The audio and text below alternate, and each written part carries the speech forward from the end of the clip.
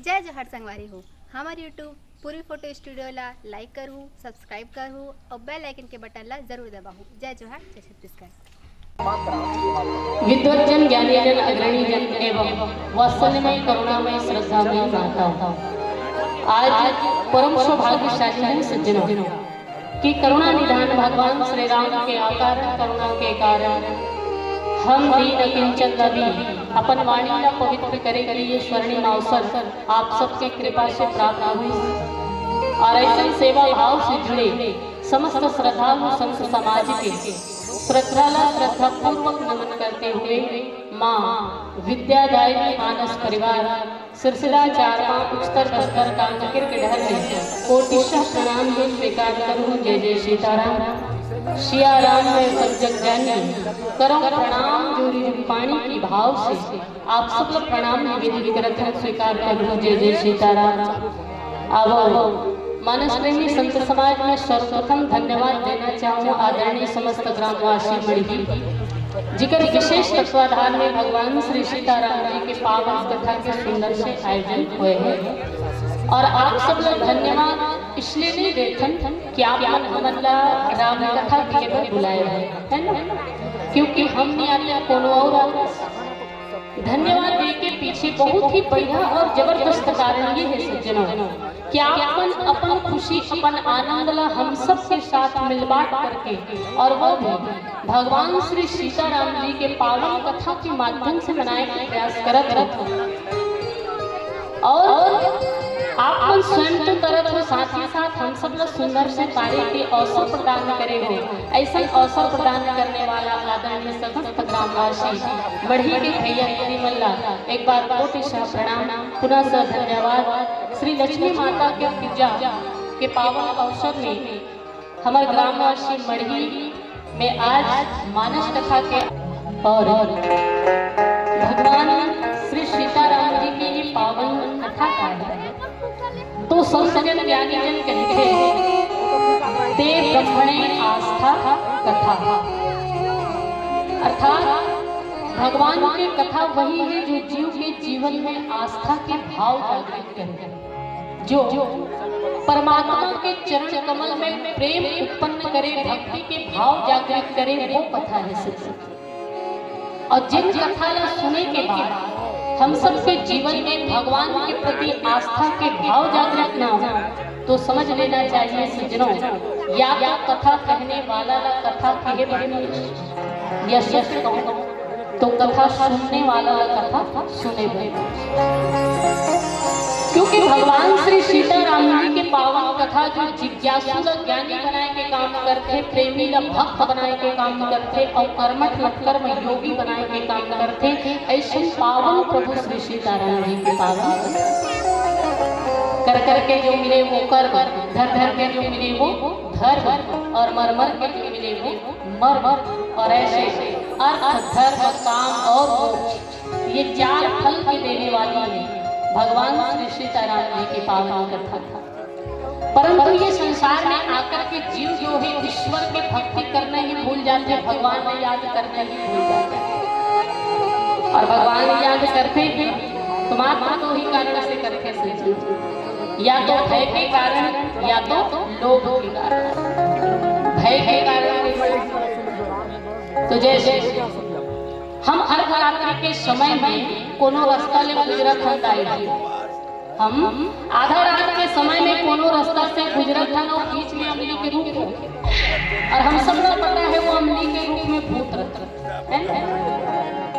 अब जैसे ही गुजरते गुजरते हम आधा रात के समय में वो इमली के झाड़ के पास में पहुंचता तो हमारे मुख से अनायास ही निकले पर लग जाते का जय हनुमान ज्ञान गुण सागर जय कपी श्री लोक उजागर भूत पिशाच निकट न आवे महावीर जब नाम सुनावे। तो हम भगवान हनुमान जी महाराज के याद भक्ति के कारण करतन के भय के कारण, भय के कारण, और यही तो भय के कारण भगवान की भक्ति। दूसरा लोभ के कारण भी जीव ईश्वर की भक्ति करते हैं, क्योंकि जीव की इच्छा इतने बड़े हैं कि जीवन भर कभी समाप्त नहीं होती। वो तो जन्म लेने से पहले ही भगवान से निवेदन करते हैं कि परमात्मा ये संसार में जन्म देवता कम से कम एक वक्त के भोजन और रहे भर घर की व्यवस्था तो होना चाहिए। और ईश्वर के अद्भुत कृपा देखिए। आपके जन्म से पहले आपके लिए भोजन की व्यवस्था, आपके जन्म से पहले आपके लिए रहेबर घर की व्यवस्था, फिर भी जीव संतुष्ट नहीं हुई। भगवान ने कहे थे महाराज एक वक्त के भोजन और रहेबर घर तो मिल गए, परंतु बोला बंगला चाहिए, गाड़ी चाहिए, ऐशोआराम चाहिए, ये चाहिए, वो चाहिए, पता नहीं क्या। जिंदगी भर भगवान से कहीं न कहीं कुछ न कुछ मांगते रहते और जीव ईश्वर से तब तक धन मांगते रहे थे जब तक कि होकर निधन न हो। जी ईश्वर से तब तक धन मांगते रहे थे जब तक कि होकर निधन न हो जाए। इसीलिए कोई संत बहुत बढ़िया बात की कि भगवान आप अगर सुखी देना है तो इतना सुख दीजिए कि जीवन में कभी अभिमान की भावना ना आए। और हे ईश्वर अगर आपकी इच्छा दुखी दे तो इतना ही दुख दीजिए कि आपके प्रति जो आस्था की भावना है वो ना मिट जाए। भगवान से मांगना चाहिए। और भगवान तो कहते हैं कि आप सब लोग मांगे की जरूरत नहीं है, मैं बिना मांगे ही सब कुछ आप लोग दे दूं, बशर्ते करना था। तो होती आरती बजते शंख, होती आरती बजते शंख, पूजा में सब सोए हैं, मंदिर के बाहर को देखो भूखे बच्चे सोए हैं। होती आरती बजते शंख, पूजा में सब सोए हैं, मंदिर के बाहर को देखो भूखे बच्चे सोए हैं। एक निवाला इन्हें खिला दो, प्रसाद मुझे चढ़ जाएगा, और मेरे घर पे मांगने वाले तुझे भी मांगे सब मिल जाएगा, तुझे भी मांगे सब मिल जाएगा। ये भगवान की वाणी है, ये परमात्मा की वाणी है। और भगवान तो कहते हैं कि आप मुझसे मांगो, मैं तो बिना मांगे ही सब कुछ आपको। भगवान तो सिर्फ भाव के भूखे हैं, भगवान सिर्फ भाव के भूखे हैं। और इसीलिए भगवान ने कहे कि भक्त भाववत भक्त के भावना के अनुरूप ढल जाने वाला। और ये भाव से मुझे बहुत सुंदर बात याद आती है। एक जन गांव के रहने वाला गरीब किसान, एक जन गांव के रहने वाला गरीब किसान कहीं से बरसात के दिन रहा है, मन में विचार लगा थे बाजार जाते हैं वो छत्ता लेके ले आते। अब ये सोच के किसान गए बाजार, जावत रास्ता में विचार करते कि आजकल व्यापारी मन बड़ा चालाक हो गए, कोई भी सामान और दुगुना रहे बेचते। तो बाजार में जो हो कोई भी वस्तु खरीद रही, पर जिन मूल्य दुकानदार बताई ओकर आधार पे मांग। यही सोच के किसान बाजार में, अब चूंकि बारिश के समय रहा तो सबसे पहले छत्ता दुकान और छत्ता दुकान में जाकर के दुकानदार से कहे कि भाई साहब ये छत्ता के काम मूल्य है। दुकानदार कहे 40 रुपया। अब किसान तो मन बना के लिए साधारण मांग हो गई। दुकानदार कहे छत्ता के रेट 40 रुपया, किसान कहे 30 रुपया में देंगे। दुकानदार कहे भाई साहब इतना कम तो नहीं हो सके, चल 30 में ले ले। किसान कहे उस समय 15 रुपया में दे दे। दुकानदार कहे भाई साहब इतना कम तो नहीं हो सके, चल का कहा 20 में ले जाए। किसान के मिशन में 10 रुपये में लेते। दुकानदार का दिमाग खराब हो गया दाई वो कथे फोकट में लेते।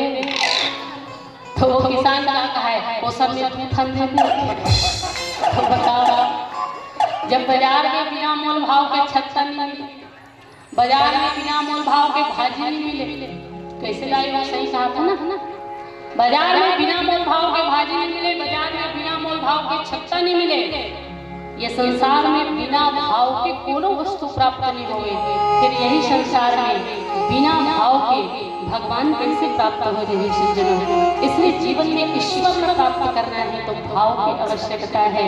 और इसीलिए संत कहेंगे भाववश भगवान। एक बार प्रभु श्री रामचंद्र जी महाराज से नारद जी पूछें कि प्रभु आप ये संसार में कहाँ बसते महाराज, आपके वास कहाँ। तब भगवान श्री रामचंद्र जी नारद जी से कहे कि सुनो नारद, नाहम बसामि वैकुंठे, नाहम बसामि वैकुंठे, योगी नाम है गयनाचा, मद भक्ता यत्र गायन्ति तत्र तिष्ठामि। नारद हे नारद, ना मैं वैकुंठ में वास करता हूँ, ना ही योगियों के हृदय में वास करता हूँ।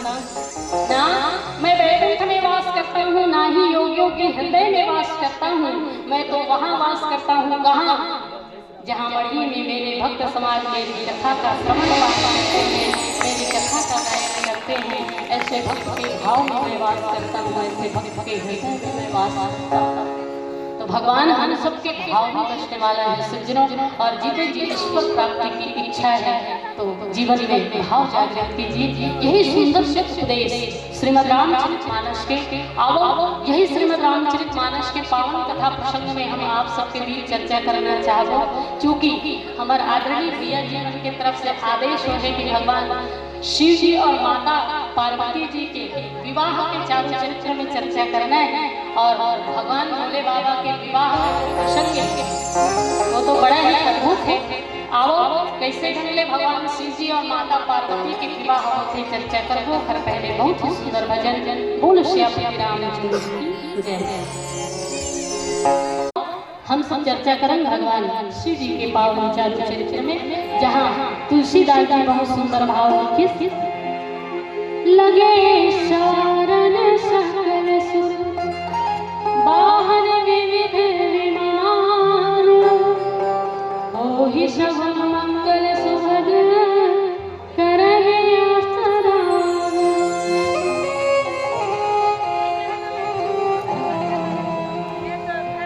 ये वो समय की पावन कथा है गाई गई जब तारकासुर नाम के एक और राक्षस जिन समस्त सृष्टि में हाहाकार मचाए हुए, और वो राक्षस ने वरदान ये मिले रही से कि भगवान शिव जी के पुत्र के द्वारा ही होकर मृत्यु हुई। अब देखो ये तारकासुर नामक जो राक्षस ऋषि इतना दुराचारी इतना पापाचारी ऋषि कि तीनों लोग में हाहाकार मचाए ऋषि, लेकिन अपन तप के बल से भगवान ब्रह्मा से वरदान मांगे ऋषि। हालांकि तारकासुर भगवान ब्रह्मा से सबसे पहले अमरत्व के वरदान मांगे। भगवान ब्रह्मा जी पर तप से प्रसन्न होते और कहे कि हे तारकासुर मैं तो तपस्या से प्रसन्न हो, तो क्या चाहिए? तारकासुर कहे ब्रह्मा जी मुला अमरत्व चाहिए, आप मुला ऐसे वरदान दो जेकर से मैं मरबे मत करूं, हमेशा सच रहो अमर हो। ब्रह्मा जी महाराज कहे कि देखो तारकासुर मैं आपके भक्ति भाव से प्रसन्न तो हूँ, लेकिन ये वरदान आपने मैं नहीं दे सकूंगा, क्योंकि ये संसार में जो जन्म ले है वो तो मरना ही पड़ेगा। जो संसार में जन्म लेते वो एक दिन मरना ही पड़ता है, और ये प्रकृति के नियम है, और ये प्रकृति के प्रारब्ध के नियम के अवहेलना में नहीं कर सकता। इसलिए थोड़ा अमृत के वरदान नहीं दे सको, कोई और दूसरा वरदान मांगे। तब तारकासुर इतना बुद्धिमान ऋषि है कि भले वाला अमृत नहीं मिली, पर अमृत के जैसे ही वरदान मांगी उसको भगवान ब्रह्मा जी से। तारकासुर मन में विचार लगे कि ये संसार में सबसे बड़े योगी कौन है? भगवान भोले बाबा। और भगवान भोले बाबा अगर एक बार समाधिस्थ हो जाए तो अगर समाधि कब खुली ये कह नहीं जा सकता है। तो तारकासुर को पता है इसकी भगवान शिव जी समाधिस्थ हो चुके हैं, अब अगर समाधि कब खुली अगर तो पता ही नहीं। और वैसे भी ये तो वैरागी। तब तारकासुर मन में विचार लगे इसकी क्यों ना मैं भगवान शिव जी के पुत्र के द्वारा मृत्यु के वरदान मांगूं, क्योंकि शंकर जी तो समाधि में बैठे हुए हैं और समाधि में खून भी चाहिए। मान लो किसी कारण बस तो शादी तो होवे नहीं, क्योंकि ये शादी करेंगे, और मान लो किसी के कहने पर शादी कर भी ले तो पुत्र होने में देरी तो जरूर हुई, और जब तक वो पुत्र नहीं हुई तब तक मैं अमर वैसे भी बने हुए। और इसलिए तारकासुर भगवान ब्रह्मा जी से कहें कि प्रभु आप मुझे अमृत के वरदान नहीं दे सको कोई बात नहीं, पर एक वरदान दो कि ये संसार के किसी भी प्राणी के माध्यम से मोर मृत्यु ना हो, मृत्यु हो तो सिर्फ और सिर्फ भगवान भोले बाबा के पुत्र के द्वारा। अब ब्रह्मा जी महाराज वरदान तारकासुर लगे। तारकासुर समस्त सृष्टि में हाहाकार मचा दी, स्वर्ग से देवता मन बेदखल कर दी, और ऊपर पापाचार से समस्त धरती डगमगाए लगे। माता धरती भी ओकर पाप के भार ला सहन करे में असमर्थ हो गई। तब देवता मन ब्रह्मा जी के पास गए, क्योंकि ब्रह्मा जी ही समस्या के जड़ है ना, ब्रह्मा जी ही वरदान देंगे। और ब्रह्मा जी के पास में किस कावर कि आप देवता मन में सगले बुजुर्ग सियान, और सियान के पास अनुभव के संपदा होते सच्ची।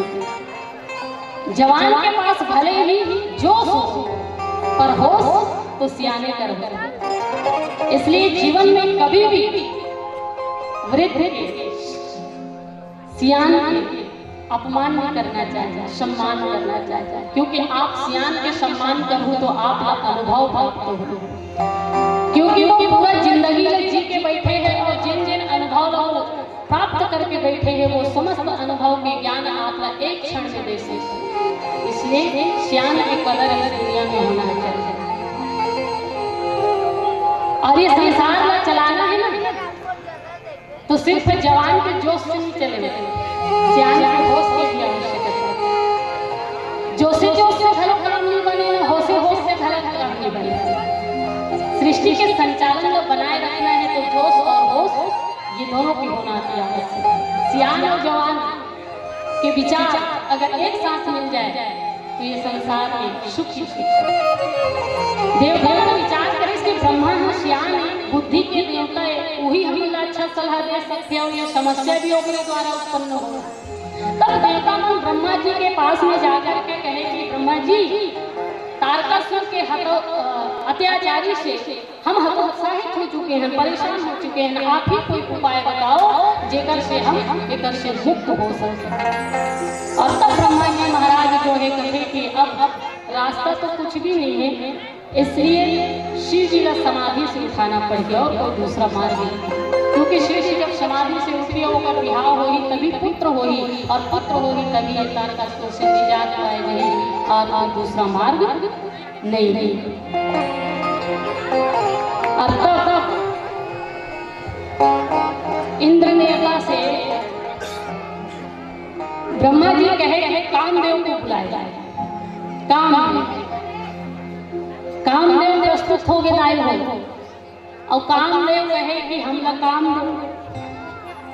कामदेव इंद्र से कहे बोला कामदेव का कामदेव बुला हो, कामदेव मैं कामिच करेगा। इंद्र कहे दोस्त तोर से बहुत बड़ी काम है। कामदेव कहे बताऊं जी का काम है। इंद्र कहे कि भगवान शिव जी की समाधि खोलना है, क्योंकि और दूसरा कोई उपाय ही नहीं।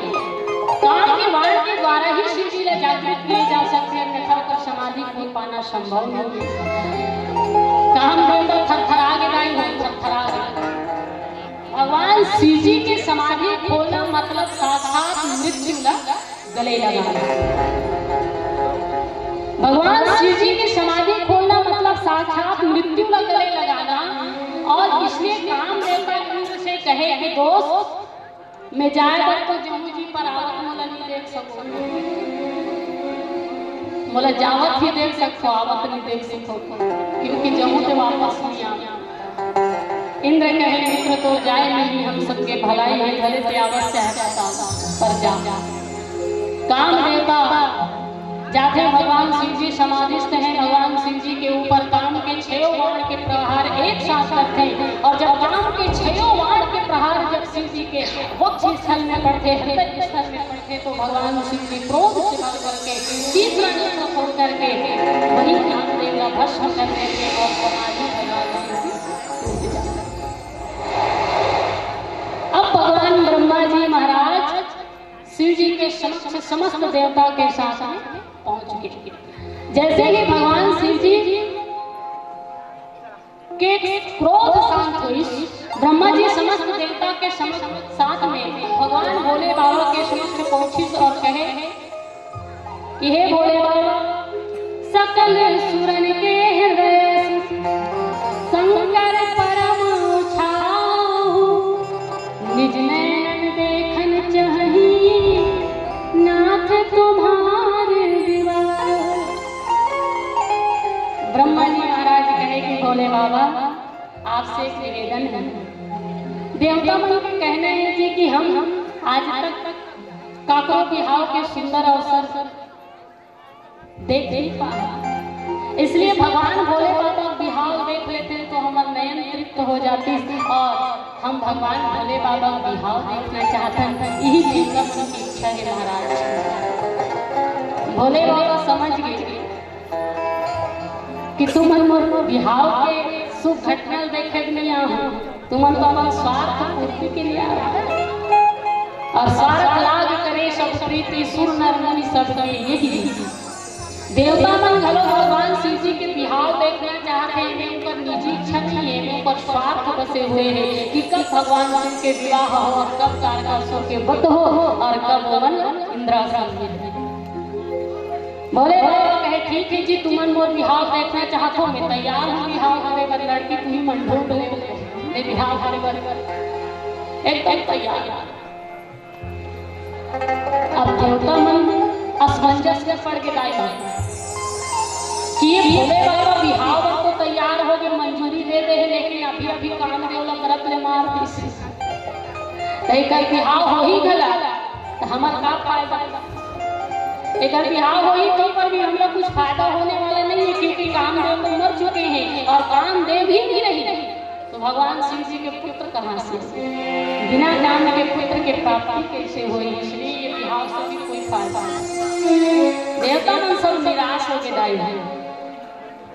भोले बाबा पूछे का होगी कि अभी तक कहा रहे हो बिहाव देव को कहीं के बड़े प्रसन्नता से आए रहे हो, बिहाव में तैयार हो गए तो तुम्हारा रोनी सूरत लेके बैठे।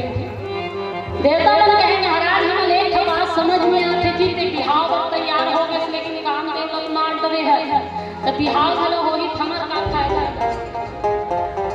भोले बाबा कहे तुम कौन हो?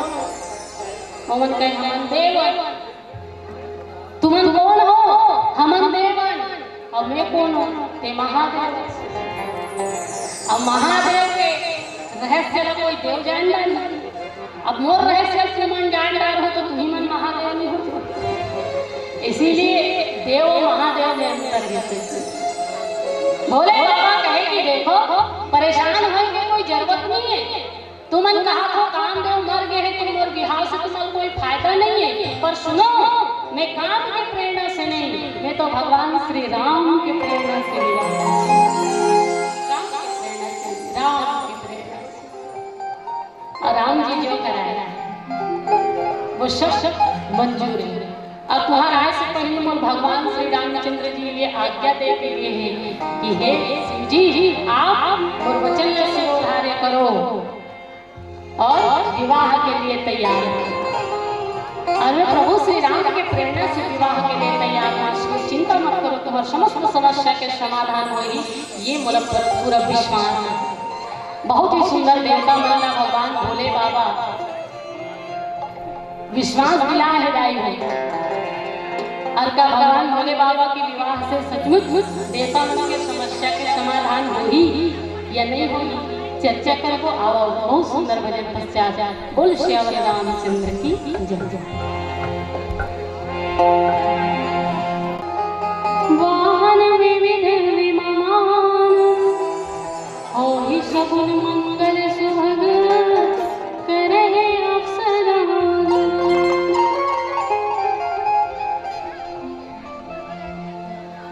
तो भगवान भोले बाबा जी कहे कि मैं काम की प्रेरणा से नहीं, भगवान श्री राम की प्रेरणा से विवाह के लिए तैयार हूं।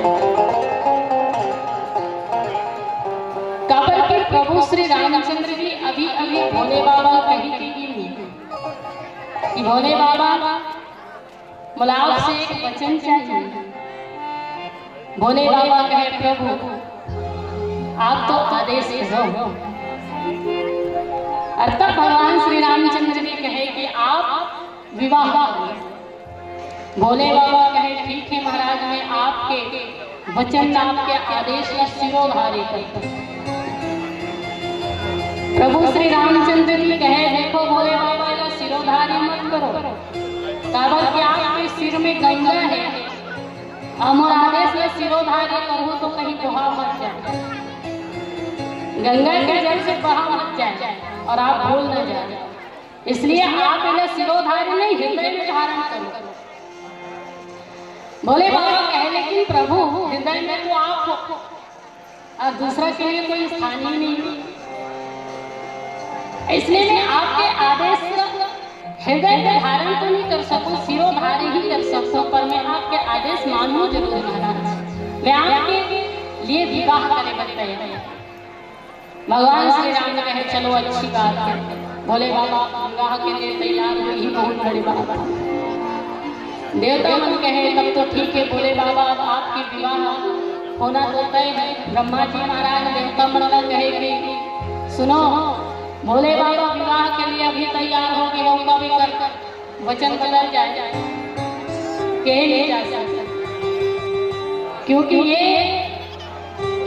कब समाधि में लीन हो जाए कहे नहीं जा सकता। और अगर फिर से समाधिस्थ हो गई तो अब की बार तो ये समाधि से उठाकर काम देव देंगे, इसलिए ये अभी तैयार हुए तो अभी फिर विवाह तुरंत कर दिया जाए, तुरंत विवाह की तैयारी किया जाए। अर्थात भगवान भोले बाबा के लिए विवाह की तैयारी करे जाते, लड़की खोजे जाते तो सब ऋषि मन माता पार्वती जी के बारे में चर्चा करते हैं कि भगवान वो आपसे विवाह करे कर तैयार है और कई वर्ष से तपस्या में लीन है, आप माता पार्वती जी का अपना लीजिए, क्योंकि ये पूर्व जन्म में सती से और सती रूप में जो कृत्य करे होकर परिणाम बहुत भोग चुके हैं। इसलिए भोले बाबा आप पार्वती मैया से विवाह करके बोला अर्धांगिनी के रूप में स्वीकार करके उनका जीवन के जो तपस्या है या सफल कर। भोले बाबा कहे मैं विवाह के लिए तो तैयार हूँ, पार्वती से विवाह करे पर भी तैयार हूँ, लेकिन बिना परीक्षा के मैं पार्वती से विवाह नहीं करूँगा, मैं पहली पार्वती के परीक्षा लूँ। भोले बाबा से समस्त देवता मन कहे भोले बाबा परीक्षा लेके आवश्यकता नहीं है, कई हजार वर्ष से माता पार्वती तपस्या करत है और इस बात पर जो श्रद्धा है वो अचल, क्योंकि अचल मतलब हिमाचल राज के यहाँ पुत्री बन करके आए हैं और उनका श्रद्धा बढ़ा है, इसलिए महाराज परीक्षा की कोई आवश्यकता नहीं है। भोले बाबा कहे देखो पार्वती की परीक्षा तो मैं लूँ, क्योंकि बिना परीक्षा के पार्वती ला पत्नी के रूप में स्वीकार नहीं करूँगा। कोनो पूछे भोले बाबा आप माता पार्वती की परीक्षा ले गई इतना जिद काबल करत हुई। भोले बाबा कहे कि देखो जिन्हें बिना परीक्षा के लिए प्रभु श्री राम ला ईश्वर माने पर स्वीकार नहीं करी, ऐसे स्त्री ला में बिना परीक्षा के अपने पत्नी कैसे मान लो। जिन्हें भगवान की परीक्षा ली होकर परीक्षा लेना तो बंद थे, बिना परीक्षा के प्रभु श्री राम ला ईश्वर मानी सी है तो फिर मैं कैसे पत्नी मान लो, इसलिए परीक्षा तो होगी। सप्त ऋषि के द्वारा माता पार्वती की परीक्षा होते जाए हो और माता पार्वती इस बार अचल श्रद्धा के रूप में जन्म लेकर के आए हुए हैं, ऊपर श्रद्धा टीवी से माता पार्वती बहुत पहले पूछ लाएगी इसके विष्णु जैसे भगवान को विवाह करने कहा थे, आप शिव जी के काय से देखे हो कि बोला पति रूप में स्वीकार करना चाहते हो, न ऊपर घर है न घाट है न परिवार है, कुछ धन है न दौलत। ऐसे भोले बाबा से विवाह करे से अच्छा तो आप भगवान वैकुंठ पति विष्णु जी से विवाह कर लो। बहुत प्रकार से माता पार्वती जी प्रलोभन दिए पर माता पार्वती के जो श्रद्धा है चल माता पार्वती को किस परम सपन तरह या तो वो विवाह भगवान भोले बाबा के संग में हो ही, और अगर भोले बाबा से विवाह नहीं हुई तो जिंदगी भर तुम्हारी रहूं लेकिन किसी के साथ विवाह ये अब तो भोले बाबा बड़ा प्रसन्न हो गए कि चलो परीक्षा में पास। भोले बाबा विवाह के लिए तैयार, देवता मन भी विवाह के लिए भोले बाबा की तैयारी करा थे, सब जन मन अपन अपन वाहन मन का सजावट, देवता मन भोले बाबा का कोनो नहीं सजा, तो भोले बाबा सजे इसको तो भोले बाबा के गण मन। अब तक तुलसीदास जी महाराज बहुत सुंदर बात लिखी थी, लगे सारण सकल सुर वाहन विविध विमान। देवता मन अपन अपन वाहन अपन अपन सवारी मन तैयार करत है, अप्सरा मन नाच गाना करत है, लेकिन भगवान शिव जी कौन समरई शिवहि शंभुगण करहि श्रृंगार। भगवान भोले बाबा के गण ऋषि श्रृंगी नंदी और भृंगी, नंदी और भृंगी के साथ में और जो गण ऋषि ना तीन मन भगवान भोले बाबा का श्रृंगार कर और भोले बाबा के अद्भुत श्रृंगार। गणमन कहे देख महाराज बिहाव करे पर तैयार हो गए सेकेदारी कही गई बिहाव करू कही के पत्तोला छोटू बहुत चिंता हवे बिहाव करू कही के बड़ा पुचुर पुचुर नाचत हस लेकिन बिहाव के थोक को चिंता है। भोले बाबा कहे मैं चिंता करे का बात थी जी कहे गणमन कहे महाराज बिहाव करवे तो चार रिश्तेदार लेते पर पड़ते चार रिश्तेदार घर में तो रही काका काकी मामा मामी मौसा मौसी जो भी आपके परिवार में हो ही ये सब जनमन शादी नहीं थी और शादी नहीं करी कर मन के लिए भोजन पानी की व्यवस्था करे बर पड़ी तो घर में कुछ नहीं काला खावा तो घर में कहाँ ठहरा हो ये सबसे बड़े समस्या से मेहमान आते तो शादी के लिए हाउ नगर में चावल दाल के व्यवस्था है ना ही वस्त्र के व्यवस्था है भेंट के खातिर ना ही धन दौलत की व्यवस्था है ना ही बने ढंग के घर है फिर मेहमान ही नहीं कर कैसे आओ भगत हो ही महाराज आप लोग थोड़ी चिंता है। भोले बाबा हंसते हुए कहे देखो इनमें चिंता करे क्या बात है जिन हम बिहार की जिम्मेदारी ले चिंता उड़ा रहे और बिहार की जिम्मेदारी तो भगवान रामचंद्र जी ले गणगण कहे ठीक है महाराज रामचंद्र जी तो बिहार की जिम्मेदारी ले है कथा तो रिश्तेदार कौन कौन है तेरा नाम लिस्ट तैयार कर देते जी। भोले बाबा कहेंगे दुनिया में कोई रिश्तेदार नहीं है मैं तो अजय ना मोर न दाई है न दादा है न काकी है न पुत्र गड़बड़ कहे दस महाराज तो दाई दादा नहीं है तेरा थोड़ा जान का काकी काका मामा मामी भैया भाभी कोनो नहीं है। भोले बाबा कहे नहीं नहीं मोर कोई रिश्तेदार नहीं गड़बड़ कहे दुनिया में कोनो रिश्तेदार नहीं है। भोले बाबा कहे बात ऐसे नहीं है एक जन हावे कर कौन नाता एक राम वो नाता तो सिर्फ भगवान श्री रामचंद्र जी से है और अलावा किसी से साथ और कोई रिश्तेदार नहीं। गण गण कहे अच्छा बात चलो एक जन कहे कोई रहे और ऐसे से जेकर काट बड़े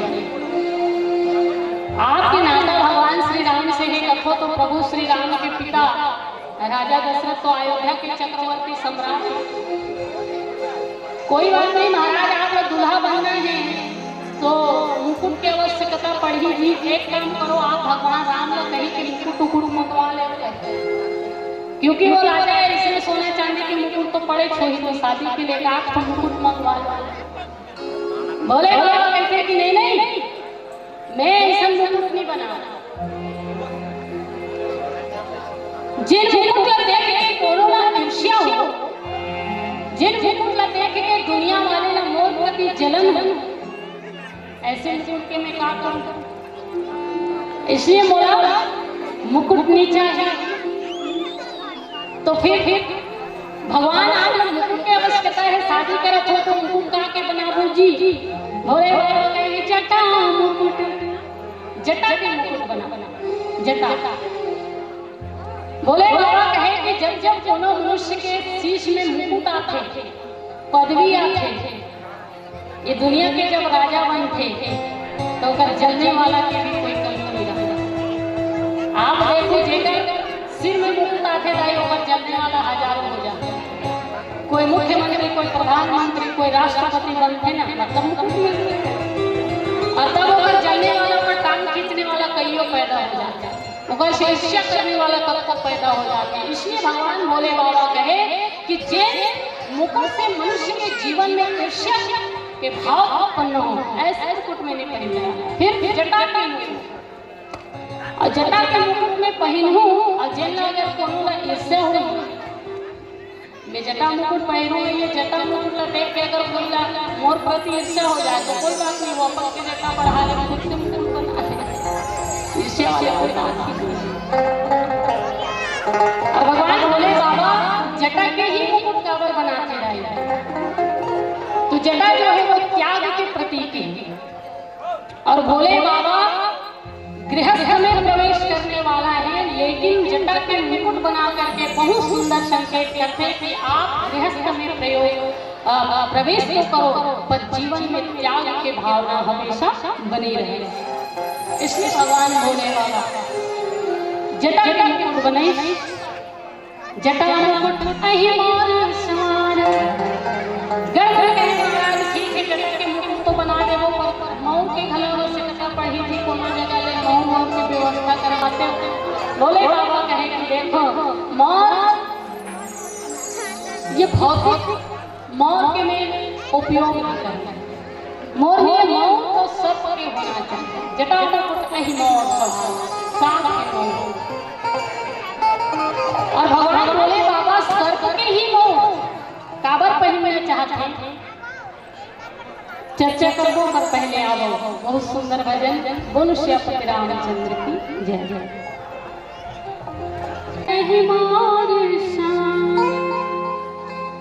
तो भगवान भोले बाबा जी मुकुट के जगह में अपन जटा के मुकुट बने गए और जटा धर्म शास्त्र के अनुसार त्याग के प्रतीक है।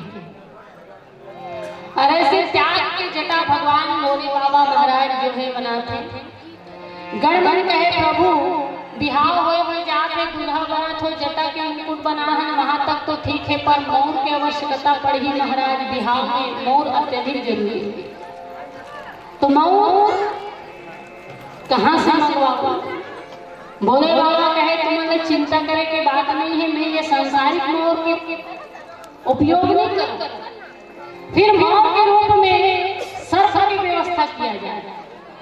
सर्प के मोर भगवान भोले बाबा दाई है।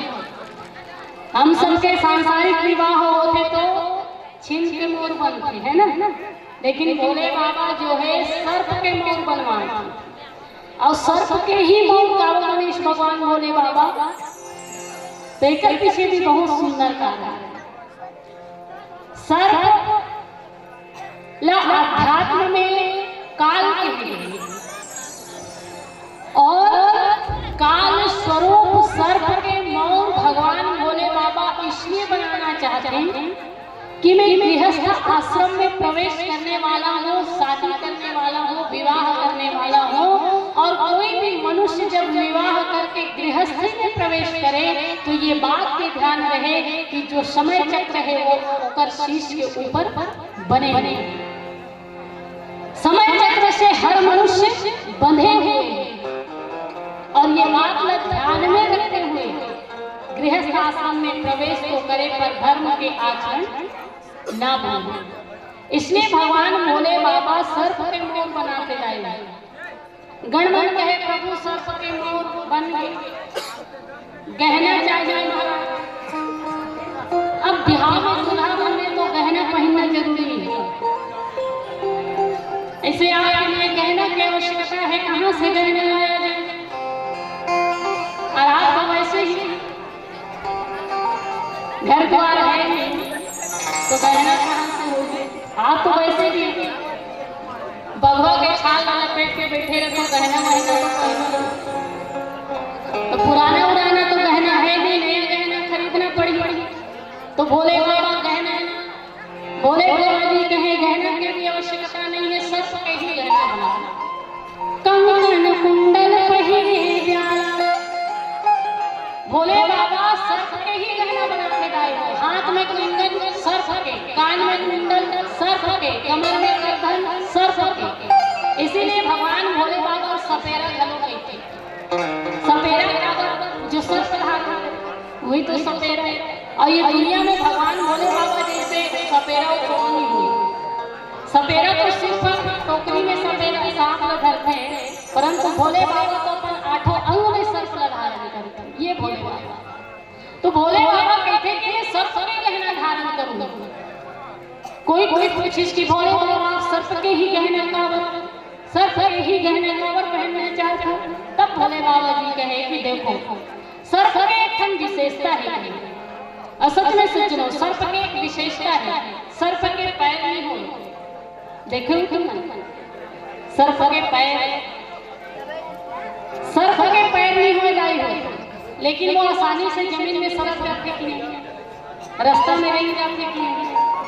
वैसे ही संपत्ति के घलो पैर नहीं हो, गहना वाले संपत्ति का धन, तो धन के संपत्ति के भी कोनो पैर नहीं होवे, कब जीवन में आते और कब जीवन से चले जाते हैं ये कह पाना संभव नहीं। इसीलिए मेरे सियान में बहुत सुंदर बात बोलो गई थी कि धन हम ओछा के छैया, जैसे छाम कब आते और कब चले जाते ये कहना संभव नहीं है, वैसे ही जीवन में कब संपत्ति आ जाए और कब जीवन में संपत्ति चले जाए ये लाला कह नहीं जा सकते। इसलिए कभी भी धन के ऊपर अभिमान नहीं करना चाहिए, मनुष्य का कभी अपनी धन दौलत के गर्व नहीं करना चाहिए, अहंकार नहीं करना चाहिए।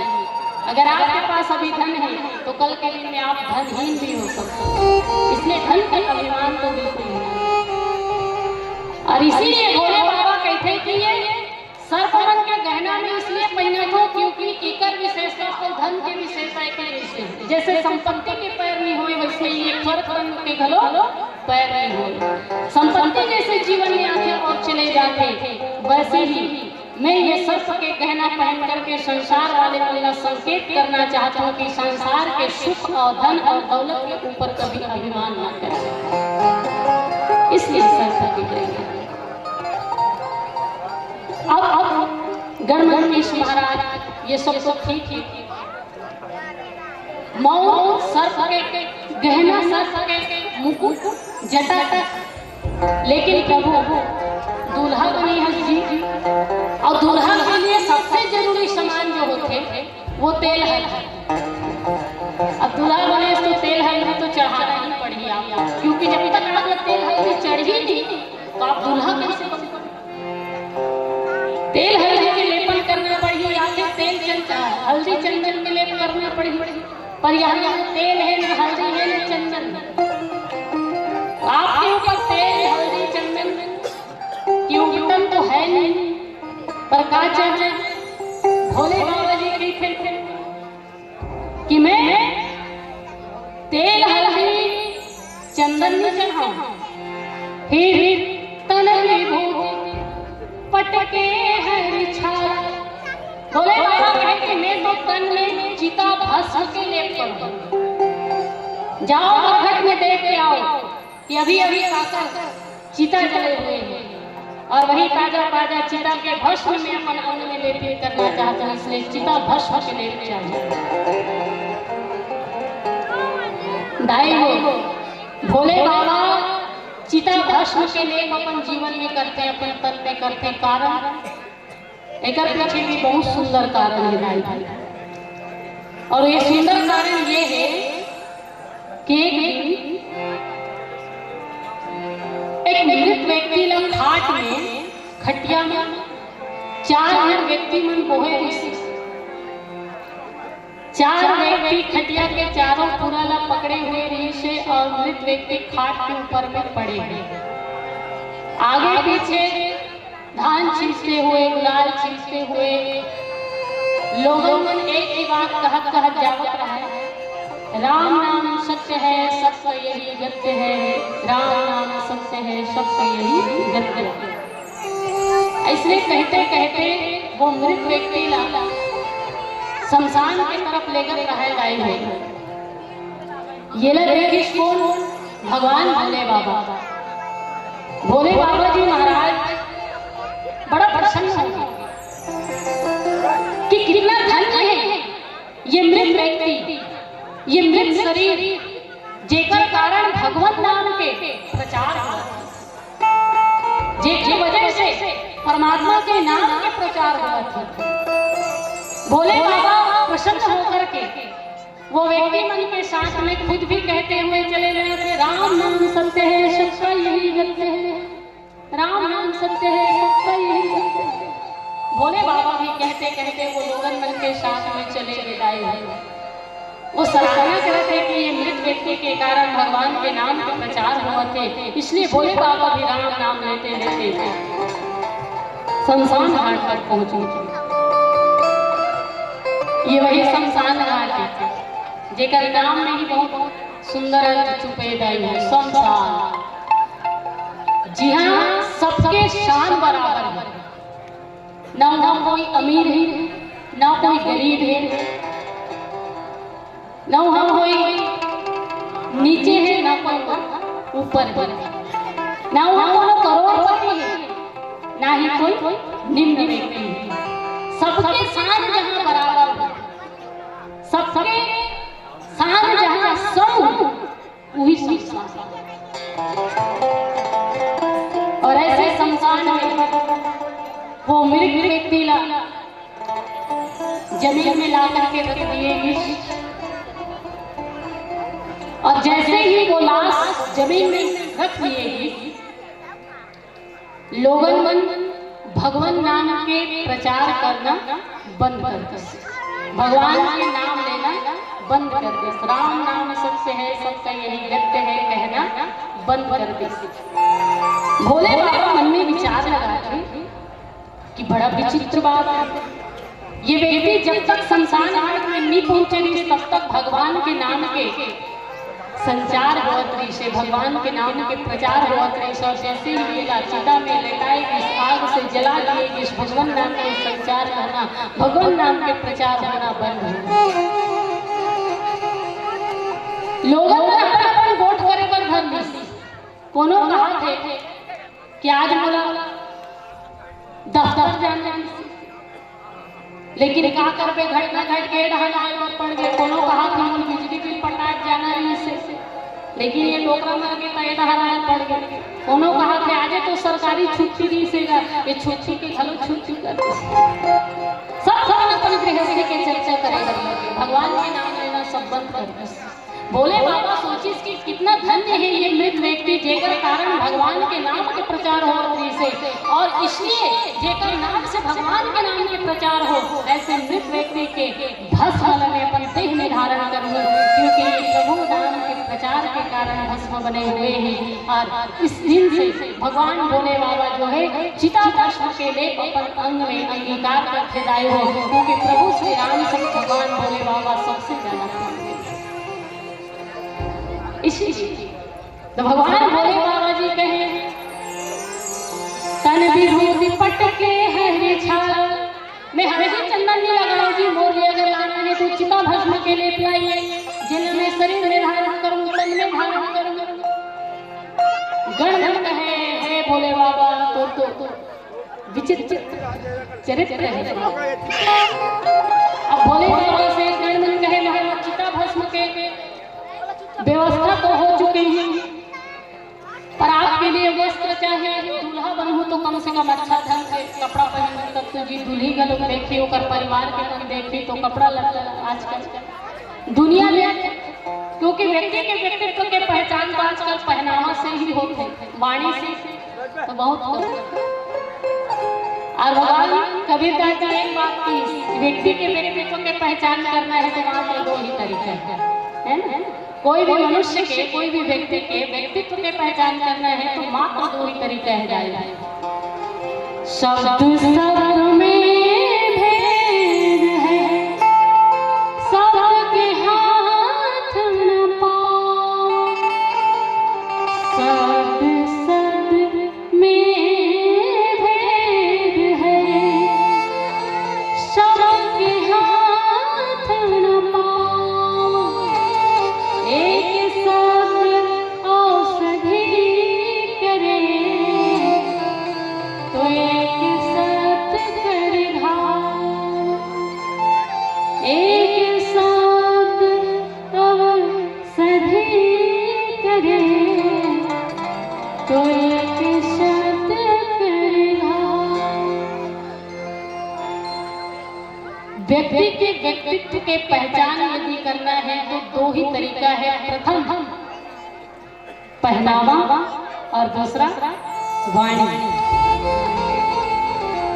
इसलिए गणगण की भोले बाबा पहनावा से व्यक्ति के व्यक्तित्व के पहचान होते। कम से कम आप हल्दी चंदन नहीं लगाओ, सांप के मोर बनाओ, सांप के गहना बनाओ, कोई बात नहीं, पर वस्त्र अच्छा होना चाहिए, कपड़ा थोड़ा ढंग के पहन लेंगे महाराज, कम से कम कपड़ा अच्छा रहे तो लोगों ने पहचान कर ली कि सच में ये अच्छा आ रही है। इसलिए कपड़ा तो ढंग के पहन के महाराज के। भोले बाबा कहे देखो मैं कपड़ा वपड़ा कुछ पहनने वाला नहीं हूँ, तुम्हारे हिसाब से नहीं चलूंगा। अगर मोला कपड़ा पहनाना है तो मैं तो बाघांबर ही धारण करूँ।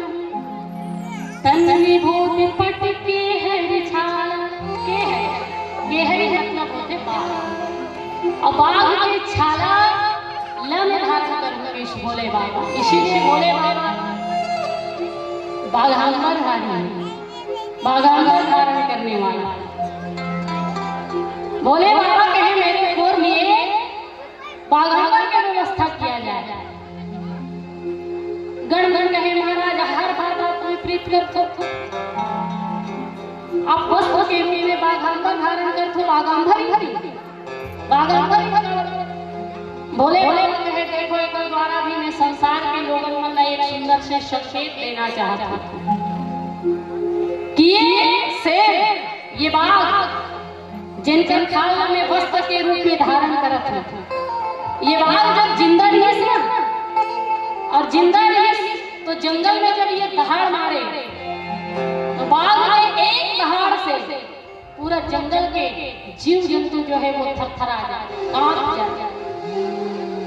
बाघ में एक दहाड़ से जंगल के जंगली पशु जो है, जंगली जानवर जो है थर-थर कांप जाए, हो भय से भयभीत हो जाए, कंपित हो जाए, अक्का ऊपर रहो नहीं। लेकिन वही बाघ आज मर भगवान भोले बाबा के कमर में लटके हुए, जिन्हें अपना दुनिया के राजा का है, जंगल के राजा का है, ऐसे बाघ के छाल भी भगवान शिव जी के कमर में पड़े हुए हैं। फिर हम सब विचार करें, हम सबसे औकात क्या है। इसलिए भोले बाबा कहे कि मैं एक द्वारा संकेत करता हूँ कि दुनिया के लोगों में भी कैसे कि मैं शेर हूँ, दुनिया के राजा हूँ, मैं करोड़पति हूँ, धनवान हूँ। यहाँ सिर्फ मोर चलते जिन अपन बल के, धन के, रूप के अभिमान में वो ये गर्व न करे कि ओकर धन और बल और रूप हमेशा के लिए बने रहे। कभी न कभी, कहीं न कहीं एक दिन ऐसे जीवन में अवसर रही कि वो लोग भी बाघ की तरह निर्जीव होकर के कहीं पड़े रहना, ओकर लिए भी काल की सीमा है। इसलिए भगवान भोले बाबा बाघांबर के ऊपर में सर्प धारण करते लाए। सर्प मतलब होते काल, और काल शब्द में एक श्लेष है। जैसे घट बने हृदय घलो होते, घट बने घड़ा घलो होते है ना, वैसे ही काल मतलब मृत्यु भी होते, और काल मतलब समय चक्र भी होते, काल की गति, समय की गति। तो भोले बाबा बाघांबर के ऊपर सर्प बांधे, मतलब ये संकेत करना चाहते हैं कि दुनिया के मनुष्य अपन शक्ति, अपन धन, अपन रूप के ऊपर कभी अभिमान न करे, क्योंकि समय के चक्र हर मनुष्य के जीवन से बंधे हुए हैं, और हर मनुष्य का एक न एक दिन ये संसार का त्याग करके जाना है, मृत्यु से गले लगाना ही पड़ेगा। कोई मर्द लेकर नहीं आया, ये बड़ा तेल बुझाए बर पड़ी दाई, ये बरत तेल बुझाए बर पड़ी, जिन फूल खिले है बोला मुरझाए बर पड़ी, जिन बरत तेल बुझाए बर पड़ी, ये फूल खिले है तेल मुरझाए बर पड़ी, और जिन फरे है तेल झरे बर पड़ी, और जो ये दुनिया में आज जिया थे बोला एक न एक दिन मरे बर पड़ी, बोला एक न एक दिन मरे बर पड़ी। मृत्यु तो सब कहते हैं,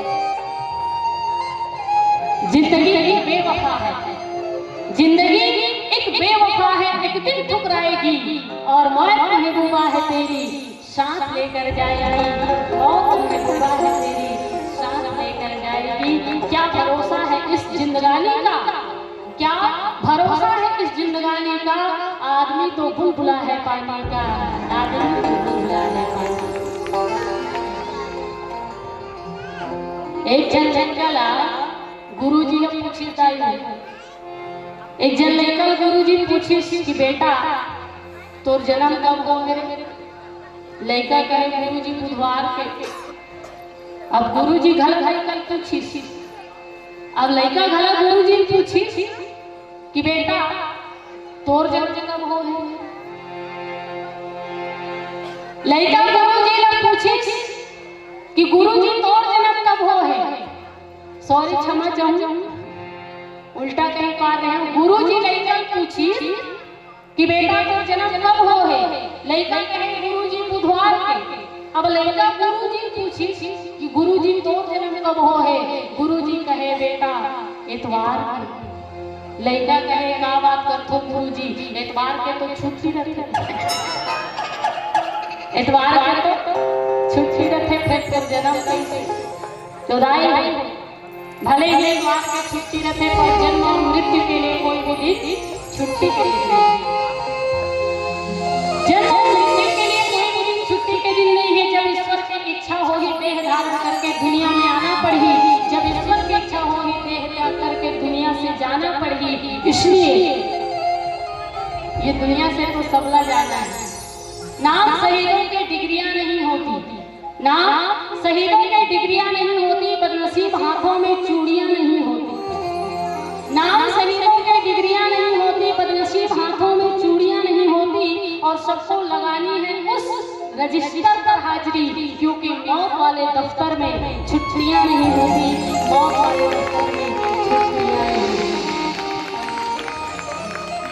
ये जिंदगी में कोई भी दिन छुट्टी के दिन नहीं है। एक न एक दिन हर मनुष्य ला मरना है, हर मनुष्य देह के त्याग करना है। क्योंकि हम सब काल की गति से बंधे हुए हैं, समय चक्र से बंधे हुए हैं, और इसलिए हम सब ये दुनिया से जाना ही पड़ेगी। इसी से हमारे सद्गुरुदेव भगवान स्वामी श्री राजेश्वरानंद सरस्वती जी महाराज ने बहुत सुंदर पंक्ति कहा है। सुख पाता रहा जो सदा जग में, आखिर में उसे दुख पाना पड़ा। सुख पाता रहा जो सदा जग में, आखिर में उसे दुख पाना पड़ा। पछताया न हो इस जहां पर कोई, उसे अंत समय पछताना पड़ा। विधि का यह अटल विधान रहा, जिसे आना पड़ा उसे जाना पड़ा, जिसे आना पड़ा उसे जाना पड़ा।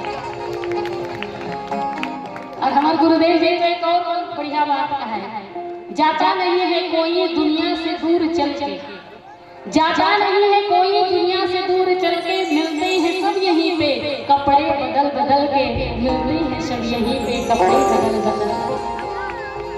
हालांकि हम सब के मृत्यु तो तय है, लेकिन हम सब यहाँ से कहीं नहीं जान। मृत्यु पश्चात पुनः जन्म ही संसार में होते, मात्र योनि बदल जाता। इसलिए मृत्यु सबके जीवन से जुड़े हुए हैं। धन के, रूप के, दौलत के, शक्ति के कभी जीवन में अभिमान न करें। ये सुंदर से संकेत भगवान भोले बाबा अपन चरित्र के माध्यम से हम सबला संकेत करते हैं कि जब जंगल के दहाड़ने वाला बाघ के ऐसी स्थिति हो सकते कि वो मृत होकर के, निर्जीव होकर के भगवान भोले के कमर में पड़े हुए हैं, तो हम सब के लिए यही ऐसा हो सकते। इसलिए संसार में रहते हुए दौलत में अभिमान ना करें। और भगवान भोले बाबा के बहुत सुंदर शवाला तैयारी श्रृंगार हो चुके हैं। दूल्हा के रूप में भगवान भोले बाबा अद्भुत परिलक्षित हो, और तैयारी पश्चात भगवान भोले बाबा के बाराती अब निकलना है। आप सब भी तैयार हो जाओ, तब तक एक सुंदर से भजन श्याम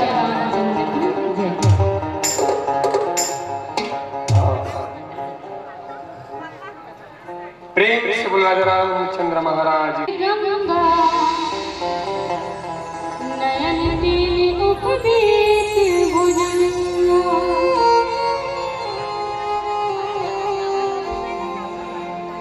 भगवान शिव जी महाराज के बहुत ही सुंदर श्रृंगार हो चुके हैं। शिव जी के जटा में माता गंगा है और दूज के चंद्रा है, हाथ में त्रिशूल है, डमरू है। और यही बात मैं देख के संत जन की शिला कि भगवान शिव जी के साथ हमेशा चार हाथ भेंट मांगती गंगा,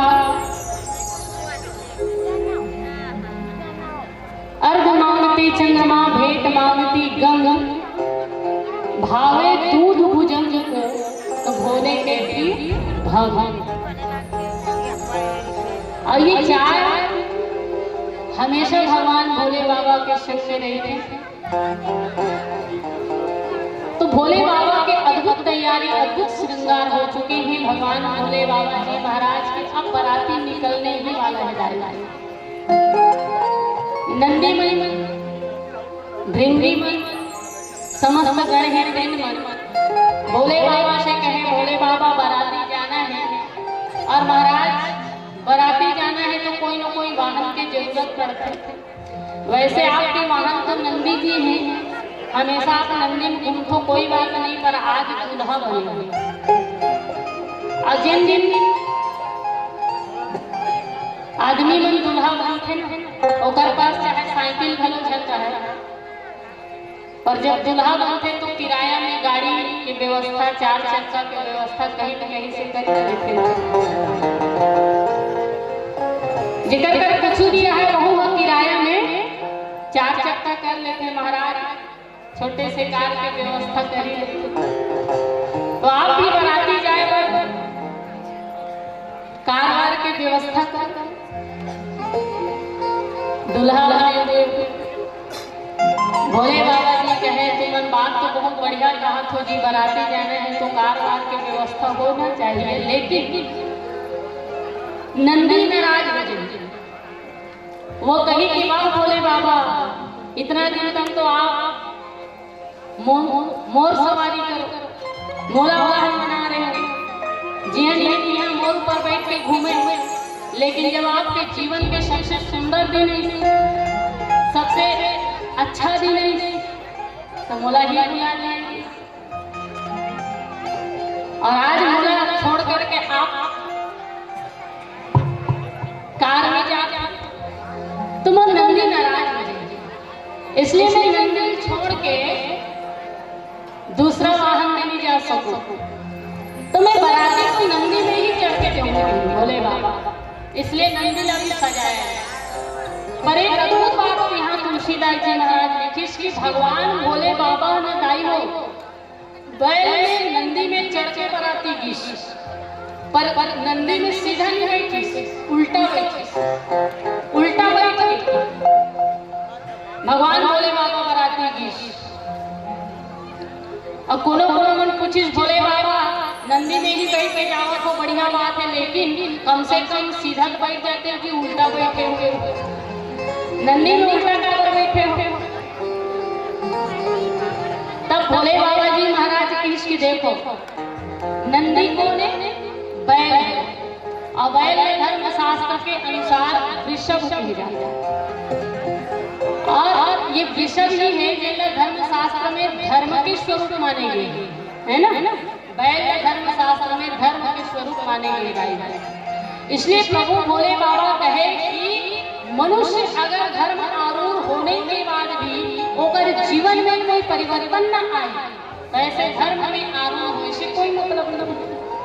जैसे आपकी जिंदगी जैसे तैसे चला थे, आप कोई संत महात्मा के शरण में चले गए, गुरुदेव भगवान के शरण में चले गए, गुरुदेव भगवान बहुत सुंदर आपको उपदेश देश जीवन के सुंदर सुंदर मार्ग बताई, लेकिन आप गुरुदेव के वचन के अनुकरण नहीं करे, धर्म के में आरूढ़ तो हो, लेकिन गुरु के द्वारा दिए हुए वचन के परिपालन आप जीवन में नहीं करे। जैसे पहली जिंदगी जिया थे वैसे अभी भी जिया, तो फिर आपके धर्म आरूढ़ होना व्यर्थ। इसलिए भगवान भोले बाबा कहे कि धर्म आरूढ़ होने के बाद तो मनुष्य के जीवन में परिवर्तन होना ही चाहिए, मनुष्य के जीवन उलट नहीं जाता। इसलिए भगवान भोले बाबा नंदी जी में उल्टा बैठी। अब भगवान भोले बाबा के बाराती निकलने वाला है। देवता मन जब भोले बाबा के श्रृंगार और अद्भुत स्वरूप जब देखे तो भगवान विष्णु जी महाराज देवता मन न कहे कि देखा तो जी भोले बाबा तो ऐसे दूल्हा बने ही कि एक साथ में जाना मतलब अपन आपकी बेइज्जती कराना, और कौन कौन चाहता हो कि दूल्ही पक्ष में जाकर के अपन बेइज्जती करा, खराब बेइज्जती कराओ, इज्जत खराब। ये भोले बाबा को इसमें दूल्हा बने ही कि एक स्वरूप में देख करके सब हंसी उड़ाई, हम बाराती बन के जाओ हम हंसी उड़ाई गई। इसलिए हम भोले बाबा के संग में बाराती नहीं जाना, अलग से बाराती। और भगवान विष्णु जी महाराज की विष्णु कहा अस भी हंसता बोले सकल भी सिराज बिलगे बिलग होय चल सब निज निज सहित समाज। भगवान विष्णु जी कहे कि अपन अपन समाज लगा ले, अपन अपन हिसाब से अपन अपन बराती की तैयारी करो और कोई न भोले बाबा संग में बारात बन के नहीं जाना है। ओकर से जाके अपना होना बेगती हो। तो सब देवता ने अपन अपन वाहन तैयार करके अपन अपन हिसाब से इंद्र देवता अपन देवगण लेकर के अलग से बराती दी।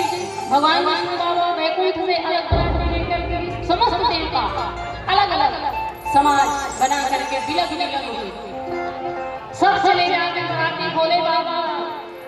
विष्णु जी की ये बात न सुनी तो मन में करने के विष्णु जी के व्यक्त वचन अभी तक नहीं गए। मोर उपहास करते कोई नहीं तो मल्ला मोर सब बराती जाए में शर्म लागत है, कोई बात नहीं, पर मोरू बराती है कहीं मोरू एक समाज है। और तब फिर जी महाराज आदेश किए कि भोले बाबा के द्वारा भोले बाबा कहे कि देखो ये दुनिया में जितना भी नीच वर्ग के हैं, पिछड़े वर्ग के हैं, भूत पिशाच डाकनी पिशाचनी भूत प्रेत राक्षस जो भी है वो सब लोग निमंत्रण किया जाए, सब लोग बरातियों में बुलाया है।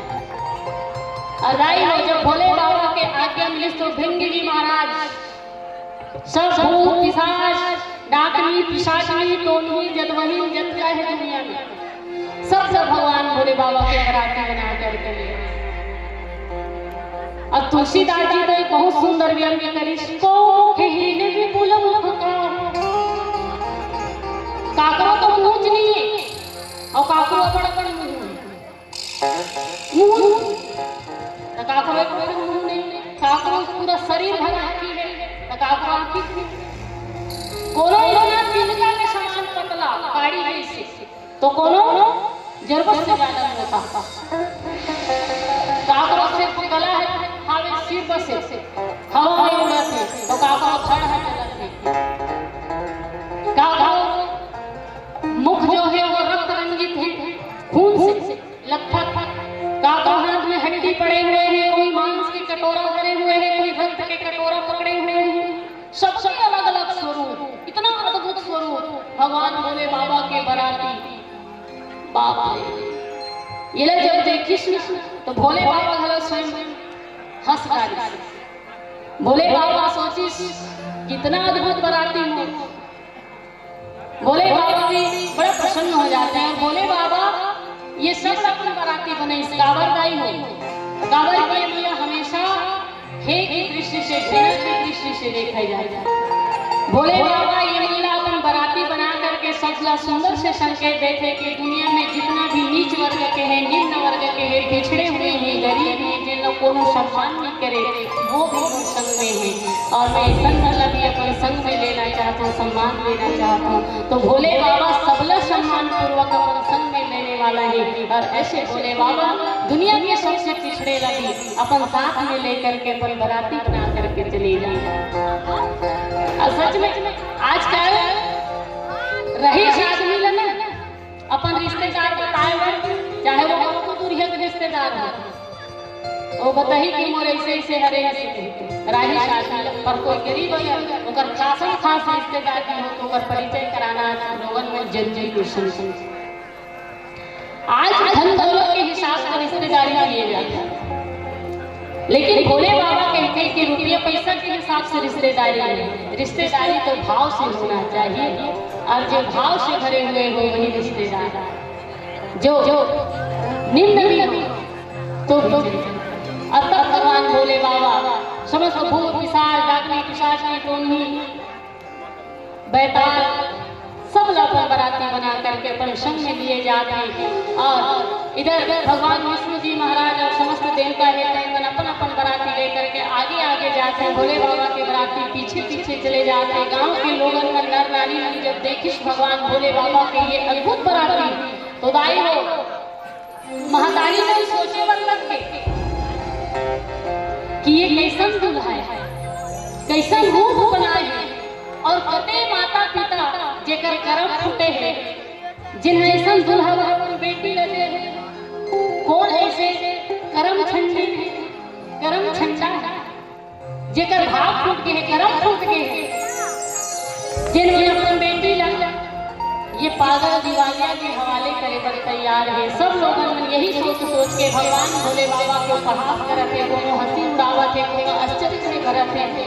और इस तरह से भगवान भोले बाबा के बराती आगे की यात्रा संपन्न करेंगे और हिमाचल प्रदेश में भोले बाबा के बराती पहुंच चुके हैं और आगे चर्चा करेंगे। घर पहले बहुत सुंदर भजन बोल श्याम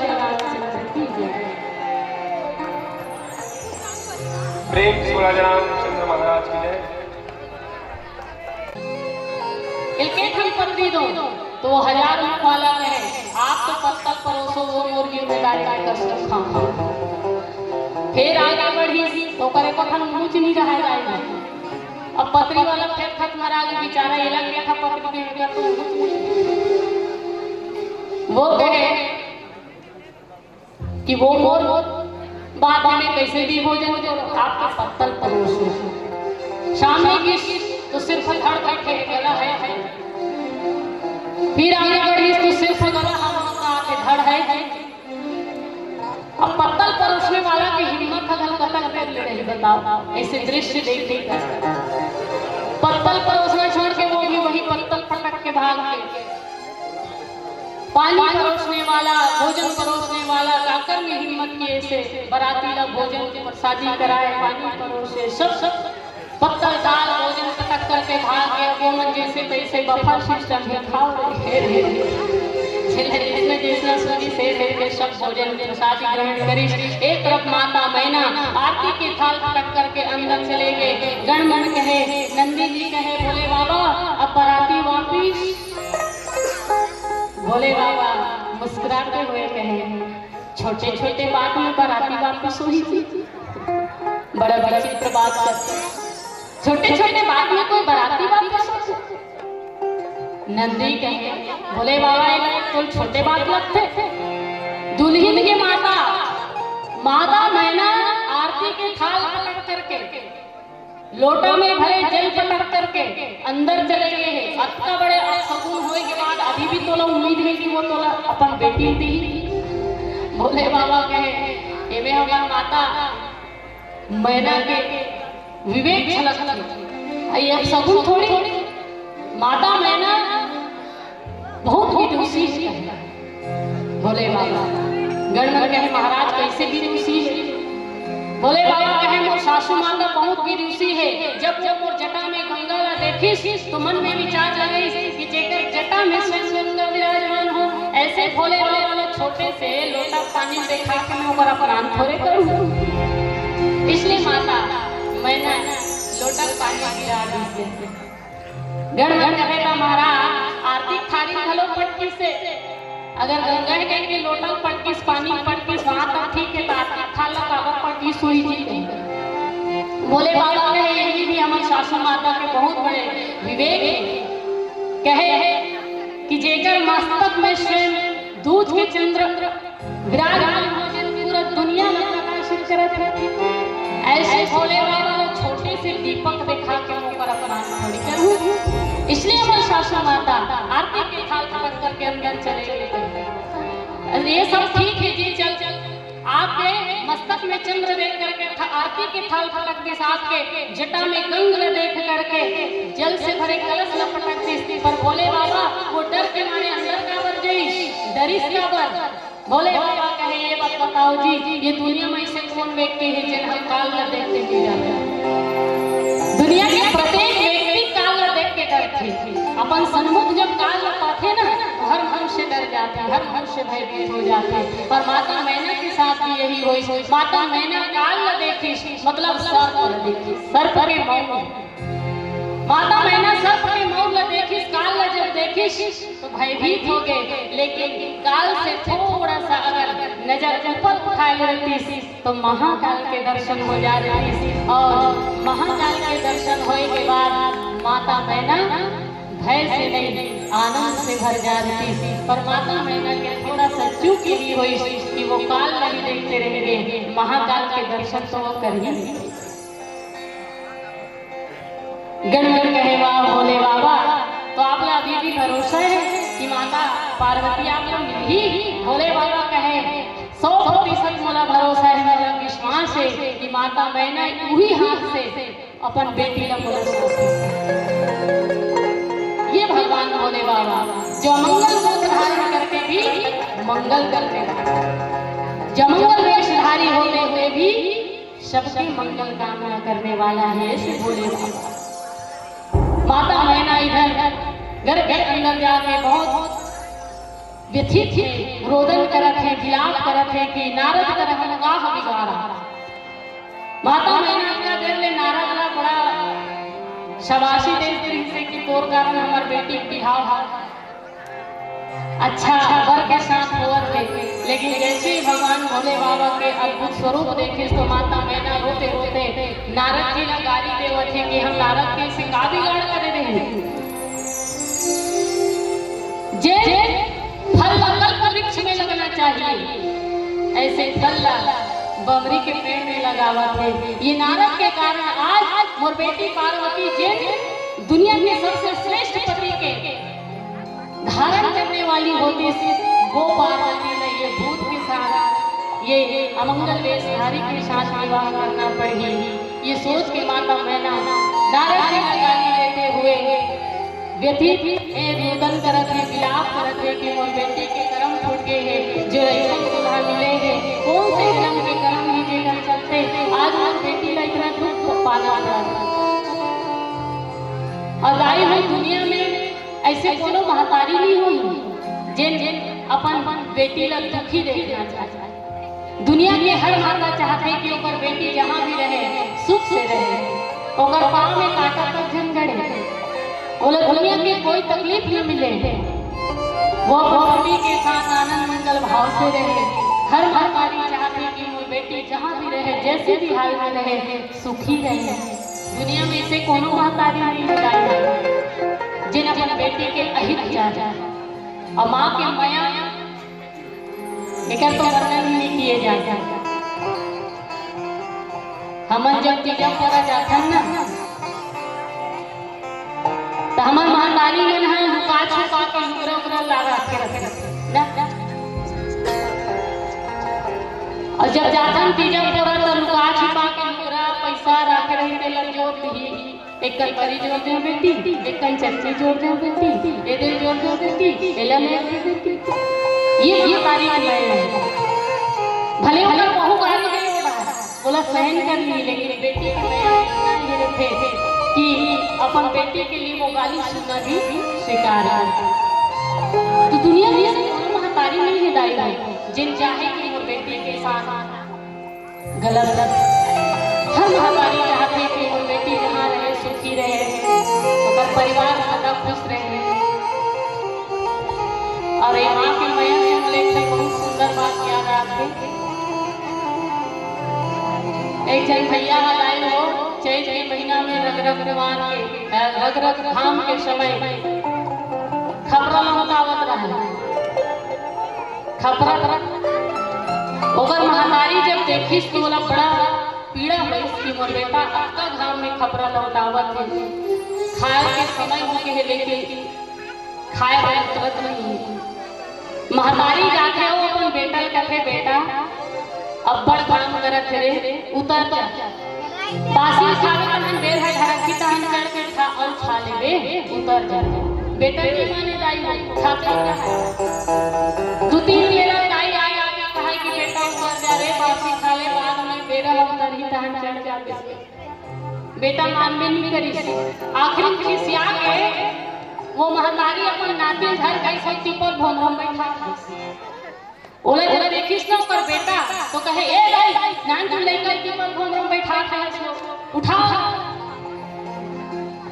तो दया नहीं नान तू लेकर बाबा ओतकी में वो महतारी खींच कस रे बेटा तोला तोर बेटा बरकत में नहीं रे तब तो मोर बेटा हरस मोला मोला बरकत का मया हुई। जैसे तोला तोर औलाद के लिए मया है वैसे मोला मोर औलाद पर मया है, इसलिए बेटा उतर जा। तो ये महतारी से ममता होते दाई ये माता पिता के प्रेम होते। लड़का चाहे उम्र में वृद्धि क्यों ना हो जाए पर माँ बाप के लिए उनका प्रेम जो है तब भी नहीं रहता। इसलिए माँ बाप हमेशा पालन करना चाहिए। वैसे आज माता मैना के जीवन में बीता, क्योंकि माता मैना की एकलौती बेटी है माँ पार्वती, और माता मैना कैसे चाहेगी कि ओकर पति पागल हो, ओकर पति अमंगल में सुधारण करने वाला हो। माता मैना रोते रोते नारद जी ला गाली देते, पर मैया पार्वती जो है आकर के मैना माता ला समझाते हुए गए, सब तरीके से मना के समझा करके कहे कि हे माता मैना, जिन पार्वती ने अपन साधारण बेटी जाना था, वो सिर्फ साधारण औरत नहीं है, वो आदि शक्ति जगदम्बा है। आदि शक्ति के ही जगत जाया, जिन्हें सृष्टि की संरचना करके वो आदि शक्ति माता पार्वती है। और ऐसे जगदम्बिका माता पार्वती जन्म जन्म से भगवान भोले बाबा की जीवन संगिनी है। और आप मोह में पड़ करके एक संत के अर्थात नारद जी के चुगली मत करो, नारद जी की निंदा मत करो, आप पाप के भागी बनना पड़ेगा। इसलिए हे मैया, आप सत्य स्वीकारो, और भोले बाबा माता पार्वती के तो जन्म जन्म के साथ है, और वो साथ कभी छूटने वाला नहीं है। इसलिए माता पार्वती और भोले बाबा के विवाह आगे संपन्न कराओ। तब माता मैना सब ऋषि मन के बाद से थोड़ा दुख से निजात पाती। तब समस्त देवी देवता मिलकर के भोले बाबा आशुतोष भगवान श्री जी से निवेदन करते कि हे भोले बाबा, माता मैना आपके ये अद्भुत स्वरूप देख करके व्यथित हो गए हैं, आप अपन दिव्य स्वरूप के दिव्य दर्शन माता मैना ला कराओ। तब भगवान भोले बाबा जो है माता मैना ला अपन वो स्वरूप के दर्शन कराते, जिन कर्पूर गौरम करुणावतारम संसार सारम भुजगेन्द्रहारम सदा वसंतम हृदयारविंदे भवानी सहितम नमामि। कर्पूर के समान तेज धारण करने वाला भगवान भोले बाबा दिव्य स्वरूप के माता मैना ला दर्शन कराते, जैसे स्वरूप ये सृष्टि में औका नहीं है। और वो दिव्य स्वरूप के दर्शन जब माता मैना करते तो आनंद से भर जाते, और बहुत ही सुंदर भगवान भोले बाबा माता पार्वती के विवाह संपन्न होते। और बहुत प्रकार से माता मैना और हिमांचल राज माता पार्वती और भोले बाबा ला दाइज भी देते। हर प्रकार की जो क्रिया होती वो समस्त क्रिया ला करते। पानी ग्रहण भगवान भोले बाबा माता पार्वती के होते। बहुत सुंदर शिव जी और माता पार्वती के विवाह संपन्न होते। और तब आखिरी में भगवान हिमांचल और माता मैना भोले बाबा से निवेदन करता, नाथो मम प्राण प्रिय, नाथो मम प्राण सम, गृह किंकर करेहु, क्षमहु सकल अपराध, कोई प्रश्न बरदेहु। यहाँ भगवान हिमांचल राज और माता मैना निवेदन करते कि हे भोले बाबा, हमार समस्त गलती जो भी भूल चूक हुई सोई वो सब क्षमा करहु। और आपसे हृदय पूर्वक निवेदन है कि आप कृपा करके मोर बेटी पार्वती ला अपन गृह स्वामिनी बना करके, अपन दासी बना करके अपन संग में ले जाओ, और जीवन बड़ा ही आनंदमय भाव से बिताओ। इस सुंदर से वरदान भगवान हिमांचल राज और माता मैना शिव जी से मांगते। शिव जी ये समस्त वरदान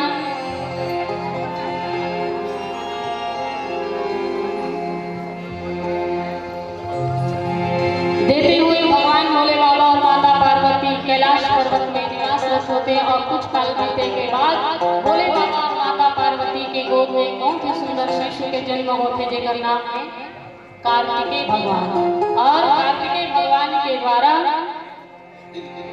तारकासुर नामक राक्षस के वध होते। और जब तारकासुर के वध होते तो समस्त सृष्टि तारकासुर के अराजकता से हाहाकार से मुक्त होते। माता धरती भी अपन आप ला तारकासुर के भार से मुक्त पाते तो प्रसन्न हो जाते। और समस्त सृष्टि में भगवान भोले बाबा और माता पार्वती और भगवान कार्तिकेय के जय जयकार होते।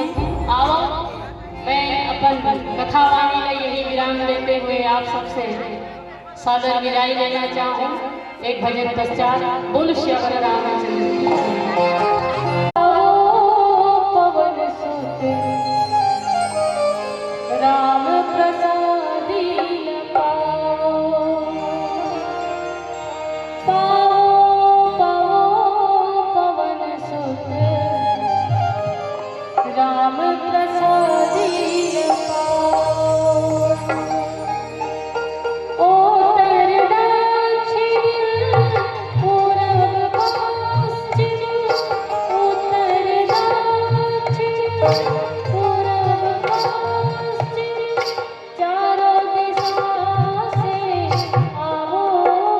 महाराज